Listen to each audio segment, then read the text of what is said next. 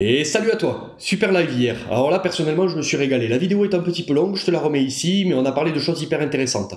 Deuxième chose que je voulais te dire, la formation gratuite. Pour des raisons techniques, le webinar que je vais donner dans 15 jours pour la présentation de mes deux stratégies favorites et également la présentation de l'accompagnement que je proposerai à la fin, va remplacer la formation gratuite. Donc je vais te la remettre en description si tu l'as pas téléchargée. Télécharge-la pour pouvoir la visionner et ceux qui l'ont dans le panier, qui l'ont jamais regardé, regardez-la, vous avez encore 15 jours. Alors aujourd'hui, analyse de BTC, analyse de la paire ETH contre BTC, voir si Ethereum reprend de la force ou continue d'en perdre. Et on terminera par l'analyse d'un altcoin qui m'a été demandé par un abonné, ICP, Interactive Computer, c'est le P, je sais plus. Je crois qu'on a tout dit, c'est parti.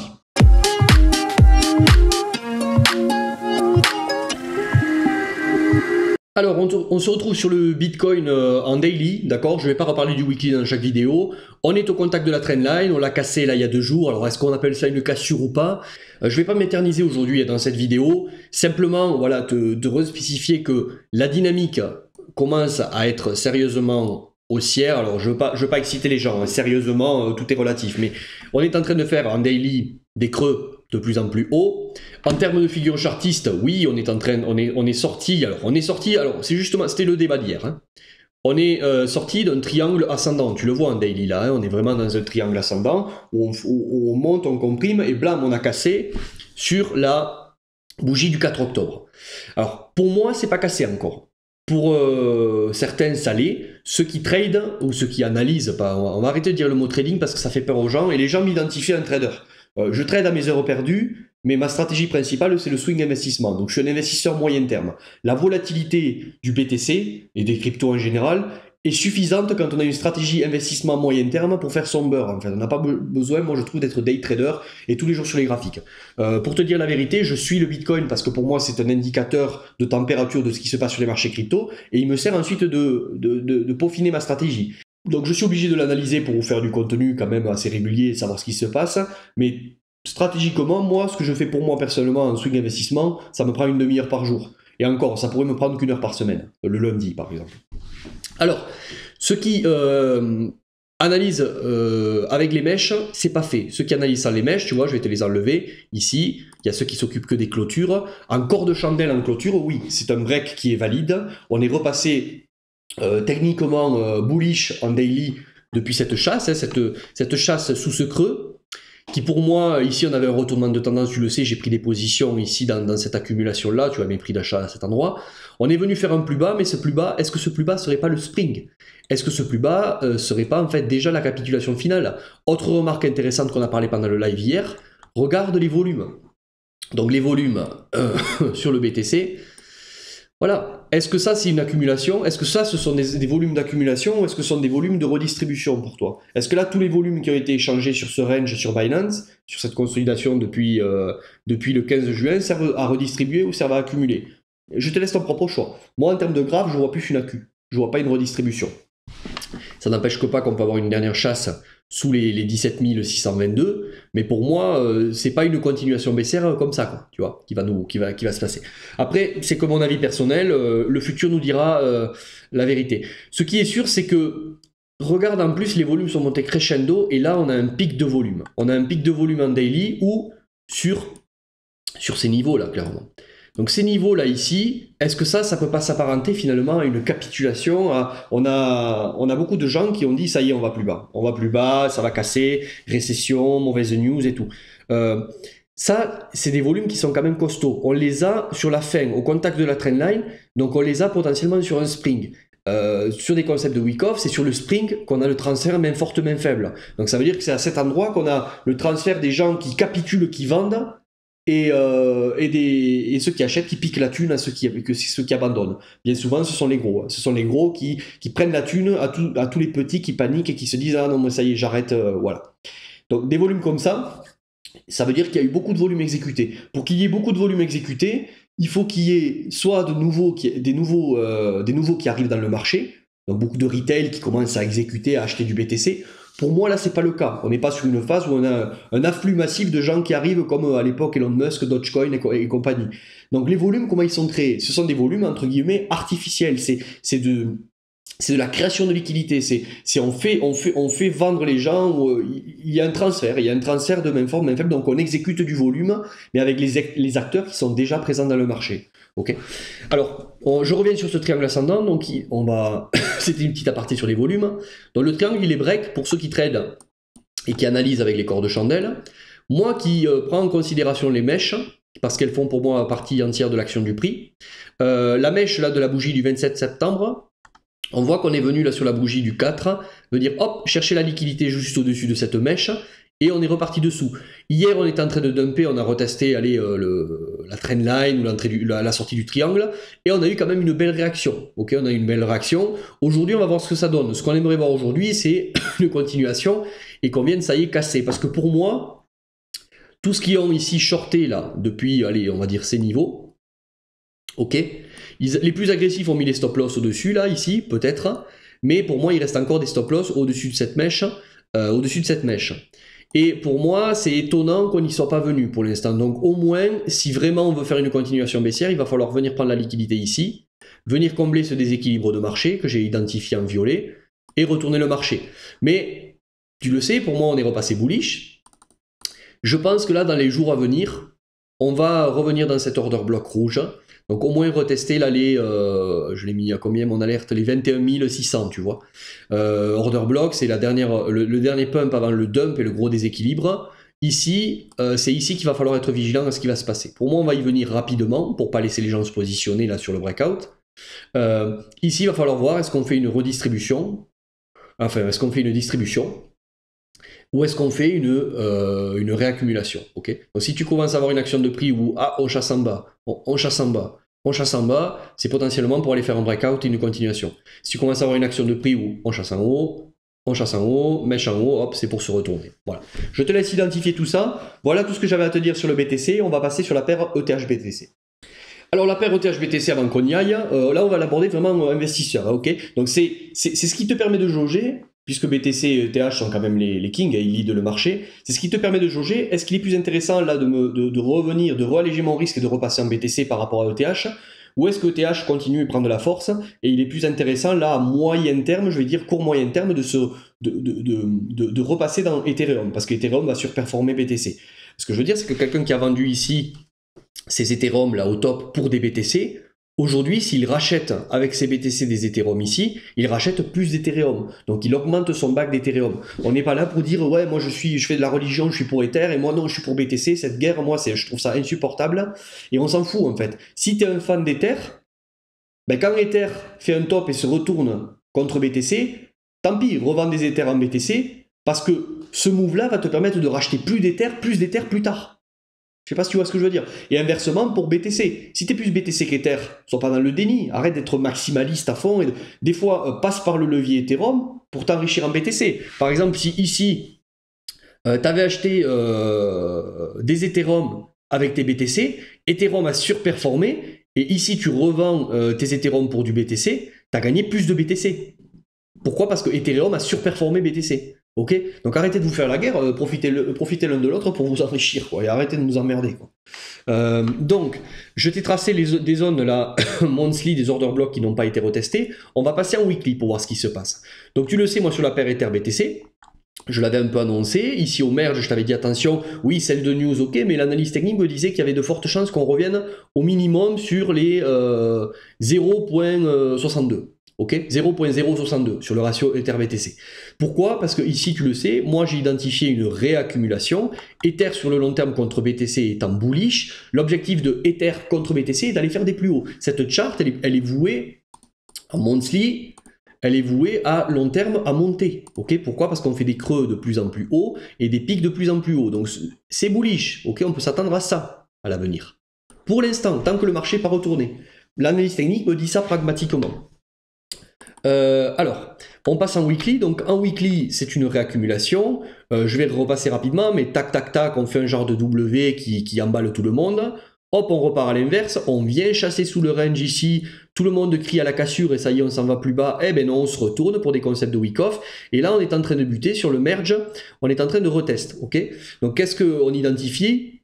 SC, AR, ST, break.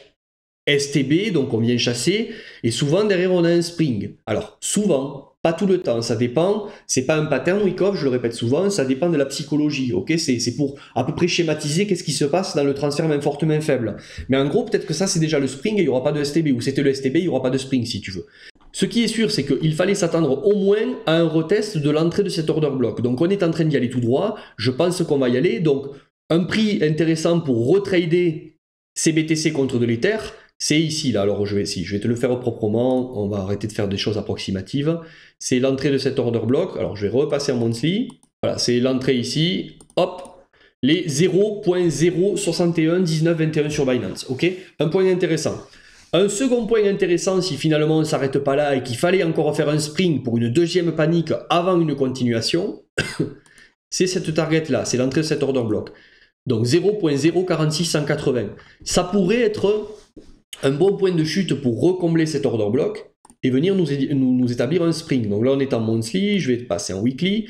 Voilà, tu vois le move ça pourrait être un truc comme ça, hop, une dernière panique et ensuite on fait une continuation haussière de ETH sur BTC. En dessous là il y a des order blocks qui sont pas encore retestés, mais si on vient chercher ça en dessous, pour moi, la dynamique en monthly est sérieusement impactée et là, il y aura de quoi se poser des questions de la paire ETH contre BTC. On va terminer avec l'altcoin du jour, donc ICP. Moi, je vais te donner mon avis rationnellement en termes d'analyse technique. Le fondamental, je ne suis pas un fan d'ICP. Je le fais à la demande d'un abonné. Je me renseignerai moi sur le fonda. Faisant de même, je vais aller voir en termes d'analyse technique, qu'est-ce qui peut advenir pour un investisseur qui se poserait la question d'acheter de l'ICP, qu'est-ce qui peut advenir dans les jours, semaines et mois à venir. Donc ICP, on est sur le chart de CoinEx, ok? Donc vous pouvez le trouver partout, CoinEx, KuCoin, mais bon là c'est celui qui me paraissait le mieux pour pouvoir l'analyser. Désolé si c'est pas sur l'exchange que tu trades, mais je pense que les prix doivent être à peu près pareils. Alors c'est parti, ICP, monthly, clairement c'est bearish. Ok, monthly c'est bearish, on le voit pas bien tellement c'est écrasé, mais on va se mettre en logarithmique. Voilà, on fait des hauts de plus en plus bas et des bas de plus en plus bas. Bon, monthly c'est bearish, on va essayer de voir maintenant en weekly. Qu'est-ce qui se passe? Est-ce qu'il peut y avoir un retournement de tendance? Puisque l'alcool m'a été demandé, c'est qu'il doit se passer quelque chose. En monthly, là rapidement, je vais identifier des order blocks qui n'auraient pas été retestés. Donc celui-ci, il a été retest après le break, tu vois, on voit la puissance des order blocks, hein. J'en parle souvent de ces concepts-là. Supply zone, regarde ici, donc on a cassé l'order block ici. Une fois qu'on a cassé fortement et qu'il y a eu un gros déséquilibre, le mois suivant, le mois de janvier 2022, regarde où on est revenu méché. On est revenu méché pile poil dans l'order block, ok? Donc moi ce qui me disent que c'est pas pertinent l'analyse technique, bon ben continuez sur le fondamental uniquement, c'est pas un souci. L'order block ici, donc celui-là, on va le sortir puisque pour moi il a été refermé en monthly et d'ailleurs ça va te balancer de l'opium et nous donner des targets irrationnels, donc je ne veux pas faire ça. Order block ici, cet order block, bon, je le zoome mais il n'a pas été retesté, d'accord? Donc on va se baser sur cet order block là en retracement là. En retracement, si ICP veut remontrer de la force. Alors en weekly, on passe en weekly et c'est là qu'on va essayer d'identifier si on est peut-être en weekly en train de retourner le marché pour espérer non pas un nouvel ATH, mais un retracement du mouvement baissier monthly. Ok? Donc en logarithmique, on a une trendline pertinente ici en weekly, tu vois, on voit combien on a été contacté plusieurs fois dessus. En non logarithmique, donc une trendline qui peut être intéressante, celle-ci non, c'est du passé. Celle-ci, pourquoi pas. Alors il faudrait voir où est le top. 36,89 ici, 37,85 ici, il est là, et le top ici, il est... Hop, on va le mettre ici. Voilà, en non logarithmique, on a passé une trendline, d'accord? Donc on a passé cette trendline avec cette bougie là, en weekly, on est en weekly, je te le rappelle, du 25 juillet 2022, avec assez de force, d'accord? Donc est-ce qu'on est venu passer au-dessus de cette mèche? On va le regarder pour voir si on a retourné la théorie de dos. Alors on était à 9,79,99 ici, et ici 9,80. Donc à un poil près, allez, on va considérer qu'en weekly, on a retourné la théorie de dos, c'est-à-dire que on est passé de ça à hop, hop, hop, et on est venu passer au-dessus de ce niveau, d'accord? Pas en clôture, mais en chasse. Mais étant donné la cassure de la trendline et la force sur cette semaine, on va dire qu'on peut, attention, c'est pas la vérité, on peut s'attendre maintenant à un retracement à des plus hauts en weekly. Donc en fait, un mouvement weekly qui viendrait retracer le gros mouvement à la baisse monthly et qui potentiellement pourrait venir mourir dans cet order block. Donc une target qui peut être sympa pour prendre des profits sur ton investissement si tu décidais à investir ici, ça peut être l'entrée de cet order block. En termes de gestion du risque, c'est intéressant de se dire, bon, j'arrive dans un order block monthly, attention, je peux être rejeté à 14,70, d'accord? Donc on va essayer de trouver maintenant, donc je vais te l'identifier comme ça, 14,70, ordre de vente en cours, on va mettre, prise de profit, tu feras ce que tu veux. On va essayer maintenant de voir un point stratégique pour se positionner, pour éventuellement aller rechercher ça. Pourquoi on cherche des achats en weekly? Parce qu'on a retourné ici, je te le rappelle, la théorie de dos en weekly, tac, tac, tac, tac. On a fait un genre de double bottom, si tu veux. Ok, avec une chasse et donc un order block weekly ici. Donc c'est maintenant, pour trouver un point d'entrée sniper, on va essayer de chercher des order blocks, donc des demand zones, des order blocks à l'achat qui n'auraient pas été retestés. Donc en weekly, il y en a un ici. Order block demand zone. Ok, donc il a été retesté. Donc on est sorti ici, break. Retesté d'ailleurs la semaine d'après, on est revenu dedans encore là, on est revenu, donc on voit que c'est quand même un order block en weekly qui est défendu. Ok, donc prendre une position déjà ici en weekly, c'est pas idiot si tu veux jouer un retracement.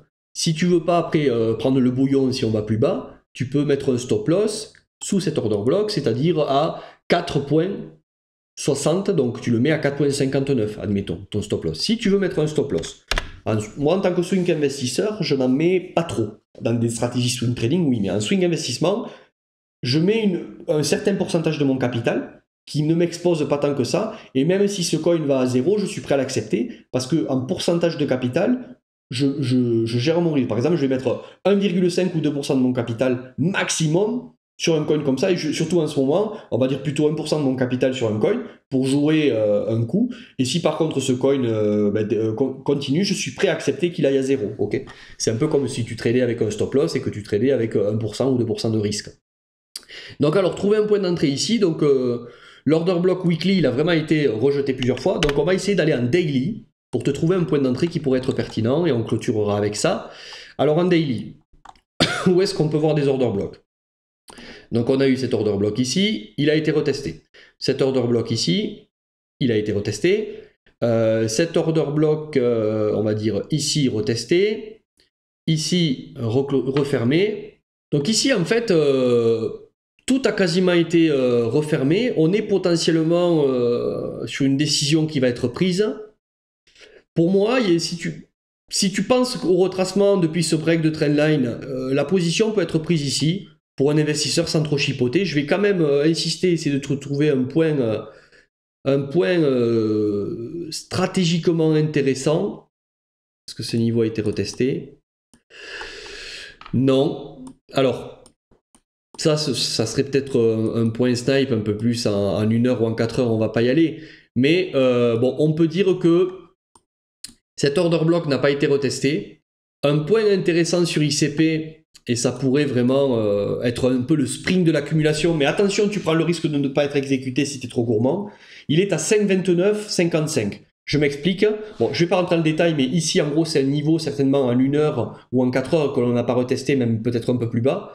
Mais ça pourrait être un niveau de spring, du style, ici, là, on est en train de faire une accumulation. Ok, et donc, tac, tac, tac, on va dessus, on repart à l'inverse, STB, on vient chasser sous ce creux. On consolide ici, on pourrait mettre un spring de panique et après repartir, d'accord? Donc, mais par contre, ce spring, comme pour la paire ETH-BTC, peut-être qu'on ne l'aura pas. Donc peut-être que le spring a suffi ici, et ICP, il va partir tout the moon. Donc ici, déjà, c'est un bon point d'entrée, si tu veux rentrer. Et si tu veux vraiment pinailler et aller chercher un risque-reward énorme, du coup, par exemple, sur une panique, prendre à 5,29 et mettre un stop loss ici, donc tu risques pas beaucoup de pertes si tu es invalidé. Par contre, si c'est le bon bottom ici à 5,29, tu peux espérer un retracement au 14,70. Ce qui est sûr, c'est qu'à l'entrée de cet order block monthly à 14,70, on sera peut-être allé à 170-200% de bénéfice, de plus-value. Il serait intéressant de prendre des profits. Pourquoi? Je te le rappelle une dernière fois, en monthly, ce coin est bearish. Donc les pumps que l'on peut avoir, ce sont des pumps de retracement pour une continuation bearish. Voilà, j'espère que cette vidéo t'aura plu. Le pouce d'encouragement. le commentaire, ça me fait plaisir de vous répondre, l'abonnement, partage la chaîne si tu penses qu'elle peut être bénéfique à quelqu'un de ton entourage. Fais tourner sur les réseaux sociaux si t'as pas trop honte de dire moi j'aime bien Crypto Liberté, là vous avez vu ce Crypto Liberté, il nous emmerde, il fait quand même beaucoup de vidéos, il s'est mis à faire des shorts en plus là, tu sais des shorts comment on appelle ça, de kéké là, tu sais je fais des shorts courts et tout. Bon écoutez, c'est que j'essaie de faire monter le rate un peu de la chaîne aussi, si ça vous saoule dites-moi le aussi en commentaire. C'est soit ça, soit je reste à 150 abonnés jusqu'à la nuit des temps. C'est quoi ce bordel? Franchement, je pense en toute humilité que je mérite un peu plus que ça. Ok. Donc mon objectif c'est 500 abonnés avant la fin de l'année. Pas 50 000 abonnés, on va pas exagérer. Mais sur le prochain bull market, je prendrai ma revanche. C'était Benjamin, Crypto Liberté, la chaîne des investisseurs. Je sors du champ maintenant, je fais ça. Sniper.